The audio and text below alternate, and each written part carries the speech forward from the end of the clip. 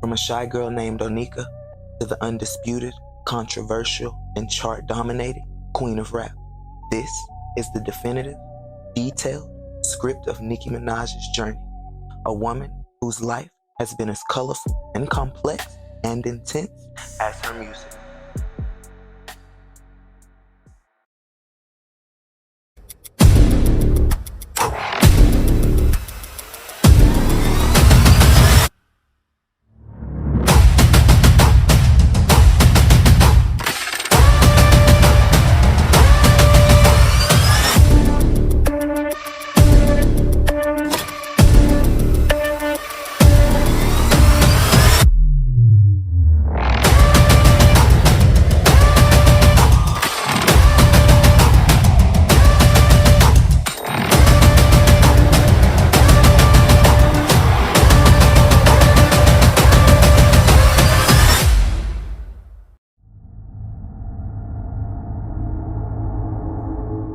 Our journey began on December 8, 1982, in St. James, Trinidad and Tobago. Born Onika Tanya Mirage, she spent her earliest formative years living with her grandmother. This vibrant cultural background would later infuse her music and theatrical style with an undeniable flair. However, the reality changed drastically at 5 years old when she moved to Southside Jamaica, Queens, New York to live with her mother and father. Her new environment was challenging, marked by financial struggle and home struggle due to her father's severe addiction to drugs and alcohol, which led him to attempt to burn down their home. These traumatic experiences instilled in young Onika a need for escapism and a profound fighting resilience. Hi, my name is Onika Mirage and I go to PS 45. I like to be a nurse when I grow up so I can help people less fortunate than I am. She found her refuge in arts, attending the esteemed LaGuardia High School for Music and Arts, initially focusing on acting. Call that judge right now and tell him I can have my baby back. I am not gonna argue. Call him! Here, the intense training gets the better of this young actress. We gotta be careful. Did I hit you with the phone? No. Yeah, it looked like it. She didn't? Oh, okay. But soon, Angry Phone Girl is ready to showcase her talents for New York's agents and casting directors. You are building up a fantasy that is never gonna happen.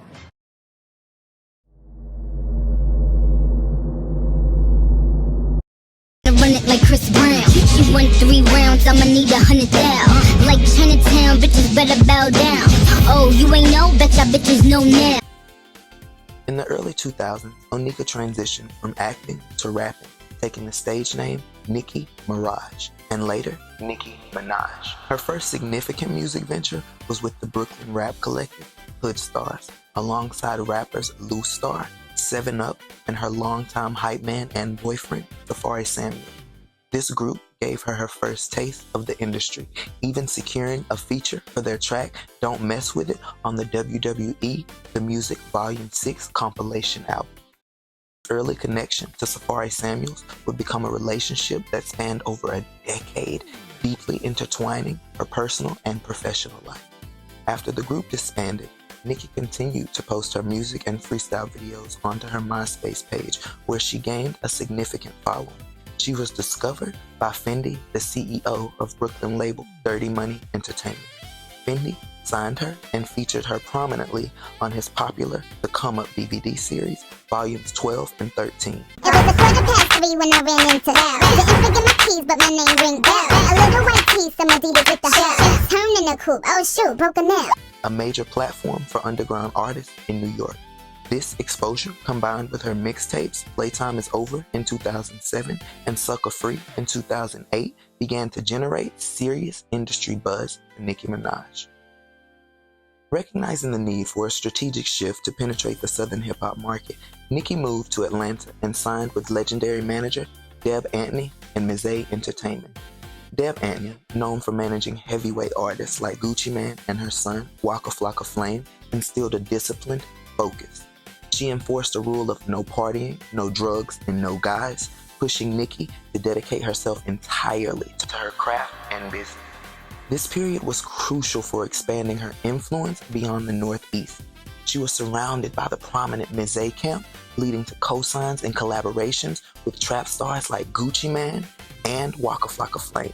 This proved she could rap alongside the hardest voices in the game, securing a cross-regional credibility that few female rappers possess.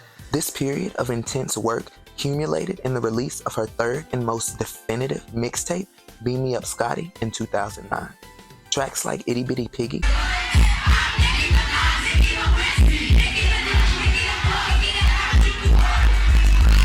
and I Get Crazy were undeniable hits in the streets, with I Get Crazy even charting on Billboard Hot 100 R&B and Hip Hop Songs chart, finally bringing her work onto the national stage.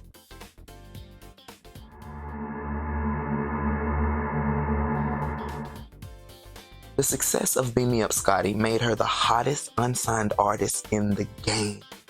In a twist of fate, despite being managed by Deb Antney, her talent was personally vouched for by Lil Wayne. In August 2019, she signed with his label, Young Money Entertainment, becoming their first and only female artist at the time. She immediately demonstrated her commercial viability by show-stopping features on Young Money's compilation album, We Are Young Money, in 2009, including the massive hit, Bedrock. Her verses on tracks like Usher's Lil Freak and Ludacris's My Chick Bad dominated the charts throughout 2010, setting the stage for her solo debut. Her official debut album, Pink Friday, in 2010 was an immediate commercial triumph, blending her hardcore rap skills with pop-friendly anthems like Super Bass, which peaked at number 3 on the Hot 100, and Fly, featuring Rihanna. The album quickly reached number 1 on the Billboard 200 chart. Nicki's rapid ascent to the throne inevitably sparked conflict with artists who arguably created the archetype for sexual, lyrical female rapper. Enter Lil' Kim.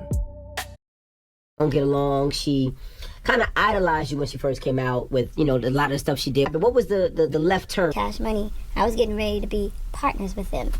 While I was over there, we were working a lot. Like, I was in Miami and he put me in the studio. I would be in New York and we'd be working. We were constantly talking.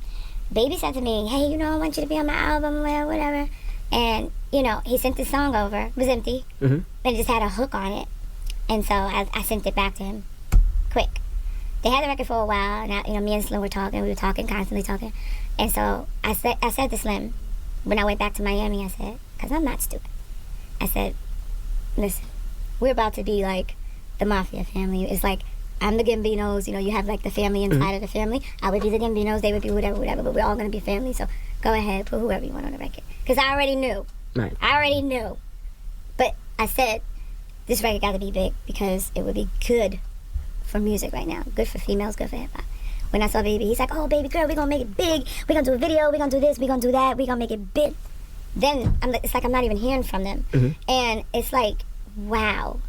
You know what I mean? And if you listen to that song, the way I did my vocals, hers were different from how I did my vocals at that time. So shortly after that, she started releasing all these records, doing her vocals the way I did my vocals. Now, okay, whatever. You know what I mean? But you have to look back. My fans may not like when I do a certain type of music, but that was a sound that I was getting ready to start. And I was starting a sound a long time ago. And if he tell you that this is not true, he's lying. But I played a record for Slim called Automatic. It's a Saint-Tropez dance type of record. It's 3 years ago I played him this record. On her new album, she has a song called Automatic, and the song is so similar to the song that I played for Slim. The whole sound that I brought to the table. Because when Slim was like, what you working on? Let me see it, here, where you going with it? She was still doing whatever she was doing when she first came out, the way she was rapping. I brought a whole new sound. Next thing you know, 2-3 years later, now that she's, moving and moving in the game or whatever, this is the whole new sound. Whether my fans would have liked that sound or not, it was my sound. I brought that to the table. The problem with her is she was very catty with it. I never had a problem with her. I was always nice with her, always. She was a very obnoxious person, but I was always nice with her. From the time I saw her in that dressing room, the story she told, I don't even know what the heck she was talking about. Like, that's not even how it happened. Kim felt Nicki wasn't paying homage through imitation without giving proper credit or respect. The tension escalated with Kim releasing the diss track Black Friday, a direct counter to Pink Friday. and Nicki firing back with the aggressive split personality track featuring Eminem, Roman's Revenge. I just had so many that I loved. It's funny because, you know, in asking people what they wanted to know, I mean, clearly you've been having this thing with Kim. And I don't know, just thinking about you and where you were from and that you're a rapper. And I'm thinking, sure, I know things have gotten crazy. And people are assuming, even though you say it's not specifically about her, that Roman's Revenge is for Kim. You know, she just really jumped out the window. And you gotta be careful when you pick fights. And that's what I've learned in this business. You just never know. I think people get me mistaken with like a real Barbie. They forget where I'm from. And if I have to revert back, I can and I will. So don't play with me. You know, it's one of those moments when you say, don't play with me.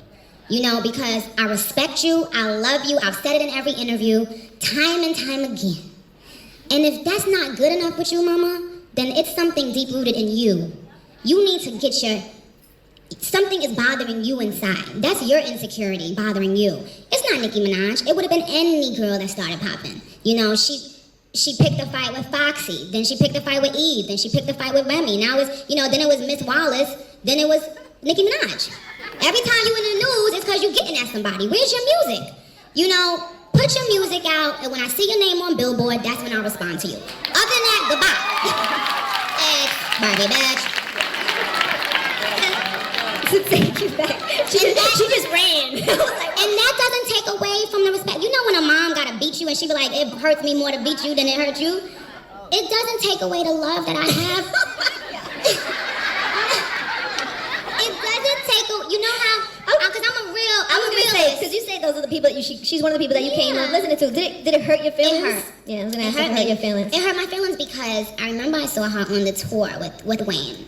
And I had been hearing, you know, back, you know, in the business, people talk behind the scenes. Mm-hmm. And I remember I ran into Foxy, and Foxy said, why you keep on giving props to Kim? She don't like you. She was like, the girl be dissing you, like when, you know, in conversation. And I said, I'm so much of a like, diehard.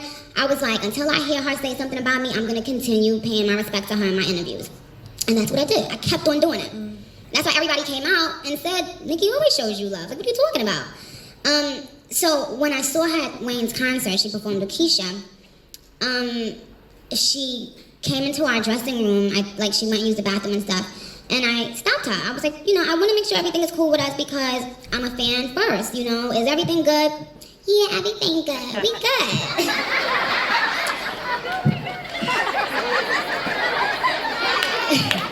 Hugs and kisses. Can I take a picture with you? I love you, you know. This is somebody that I looked at highly. We took a picture, everything was good. But you want to know what scares people? Success. This highly public feud was a power struggle for the title of Queen of Rap, which Nicki ultimately claimed by dominating the chart and maintaining a tireless work ethic. Nicki cemented her status with her second album, Pink Friday, Roman Reloaded, in 2012, which included the massive global pop hit, Starships.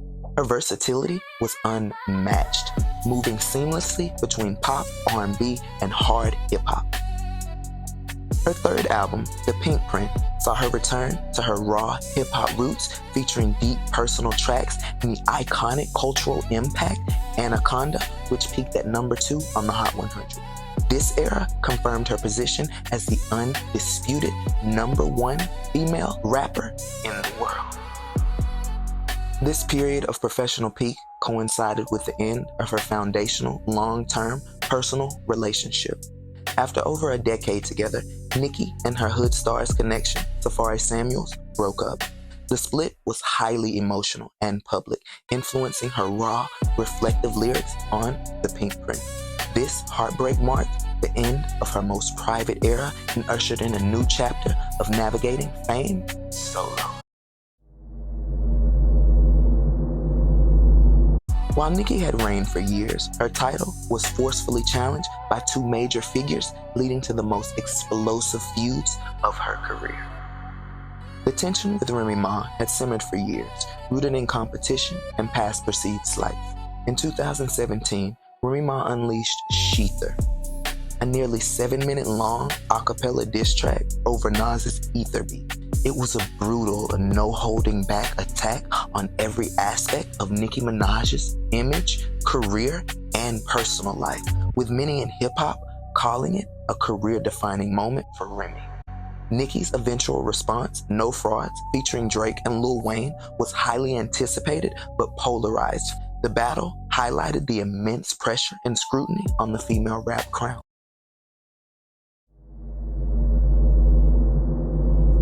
The highly debated rivalry with Cardi B began subtly in 2017. Following Cardi's explosive debut with Bodak Yellow, the feud escalated quickly through subliminal lyrics and conflicting reports about their collaboration on Migos Motorsport. You know, with Cardi B, she's done exactly what she should have done. You know, she's just gone full steam ahead, and congratulations to her. The only thing with Cardi that really hurt my feelings was the first interview she did after Motorsport came out. I remember, like, when I first came in the game, if a female of that stature had done a feature with me on it, I would only be, singing their praises and saying thank you. The first interview she did after Motorsport came out, it just really hurt me because she looked so aggravated and angry, and the only thing she kept saying was, "Oh, I didn't hear that verse. She changed her verse." Like, I was like, what? About Motorsport, please. Motorsport. Let's get to the music. You liked it? You like it? I like it. You like it? Yeah. I mean, are you gonna Vicky? Are you? I spoke to her before. I saw her in person before. What happened? We spoke about things. Yeah, I mean, I don't like getting into detail because it's like, I'm not trying to get the gossip. I'm just saying that you good, or you know what I mean? Yeah. Okay. But because you're on a track together, so I wanted to. Well, when I heard the track, right, her verse was in Finnish. Well, it's not the verse that is on right now. And Quavo told me to get on the song, and I just felt like it's a perfect opportunity for me to be on a track that is that's big like them. True. Because those are two big people, and I just started in the game. Yeah. I remember when I first did a song with Trina for the first time. That's why to this day I love Trina, because she is the first female rapper I think that acknowledged me behind the scenes and said, I want you to be on my album. Till this day, you've never heard me speak ill of Trina just because of that. That's very important. And so her most recent interview, Cardi, that's when I just came back on Instagram and I saw it and I felt good. I finally felt like she said something genuinely nice, People have, I don't know the whole story, but somehow you and Nicki Minaj got pitted against each other. And then you often talk about sneak dissing, so unpack that for me. Is there something between you and Nicki, or is that just internet made up? I just feel like it's really internet made up. Like, I really feel like fans and people, they really want to see that happen because it's really entertaining. To see people beef is entertaining. Like, I am going from when Nicki and Remy was beefing, everybody was tuning in like, ooh, what's next? What's next? But I don't really have the time for that. Like, it's like, if you ain't my man, or if you're not taking my money from me, you're not stopping my money, then I don't really give a about you. People just want to pin it so much because it's entertainment. With Motorsport, I kind of felt ambushed. I felt like Quavo at that time was, Quavo is my baby. I love Quavo. And at the time, I went on Twitter and I explained how Motorsport came about. And, people were saying that I was lying. So I texted Quavo and I said, hey, just, could you back me up on this? Because, I don't want people to think I'm lying. What do I have to lie about? And he didn't back me up. And, he texted me. He was like, I would go on Twitter and back you up if you were my girl. LOL. And that hurt because he's somebody, I love him, There are certain rappers, who I call my baby. Quavo, Uzi is my baby, Sway Lee is my baby. And so Quavo told me, I'm not going to go on Twitter and address that shit, man. Like, if I do an interview, then I'll address it. And I was like, yikes, because it hurt my feelings to know that people would watch me be slaughtered. And not one person will step in to say the truth. The conflict reached a physical peak at the Harper's Bazaar Icons Party during New York Fashion Week in September 2018.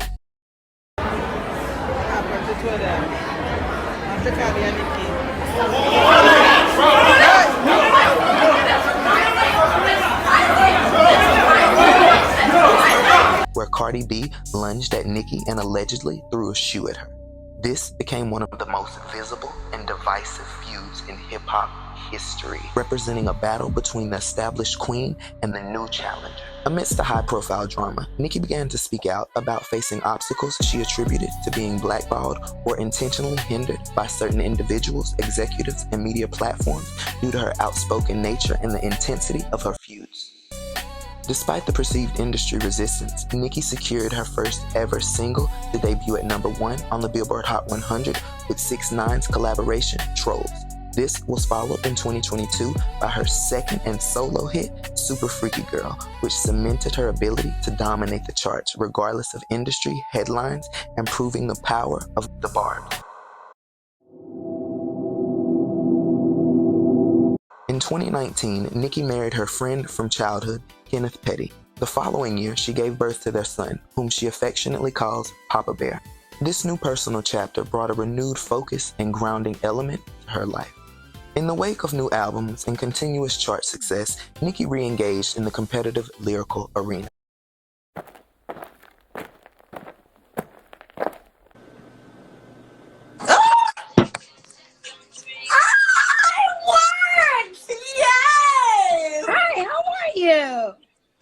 OMG! How are you, Mama? Mama? Hey. Listen. Oh my fucking gosh. We are gagging right now. We are dead. Hey. Yes, we love you. Oh my gosh. Say one wrong thing, bitch. No, one motherfucking wrong thing. I'm gonna go write some shit. Okay, so you need to stop because What? stop because anything I say, that I just be having to stay quiet. No, see, because No, I know, but from you and stuff, I can't say nothing. I'm not allowed to say shit. The rivalry with Meg Thee Stallion escalated dramatically in early 2024. After perceived slights and mounting tension, Megan released the diss track Hiss, which included lines widely interpreted as targeting Nicki Minaj's husband and legal issues. Nicki fired back within days with the aggressive, lengthy track Bigfoot, reigniting the intense debate about the standards and conduct of female rap battles. Loud on your dead mama, loud on your dead mama, loud on your dead mama, loud on your dead mama. This evil, demonic serpent said, even on camera, after I tried to tell her off camera, hey, no, I can't do that, I'm not drinking, you know. Y'all been telling me to drive the boat, and I'm not. she thinks she's not gonna drive the boat. No, That's the thing. I'm really not. So Meg, tell them where we are and what we doing. First of all, let's get back on the topic of Nicki thinks she's not about to finish drive the boat. We're gonna hashtag make Nicki drive the boat 2019. I'm really not. That's what we're gonna do. So first, you gotta start by driving the boat. She want me to drive the boat though. She want me to drive the boat. And then, even in the video, you could see her attention is on my husband.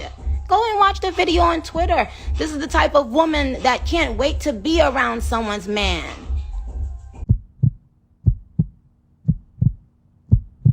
Through every controversy and every victory, Nicki Minaj has consistently broken barriers and shattered records. Her career has been a defiant masterclass in artistry, theatricality, and resilience. From her early days with the Hood Stars and her strategic growth under Deb Antney to her global reign. Her recent appearance on stage with Erica Kirk is just the latest moment in a career that continues to unfold, proving that the queen of rap remains a powerhouse whose story is perpetually in motion. Boys, be boys. Amen. Be boys. It's okay. Be boys. There's nothing wrong with being a boy. Amen. How about that? Amen. How powerful is that? How profound is that? Amen. Boys will be boys, and there's nothing wrong with that. Yeah. And what's next for the queen? Only time will tell.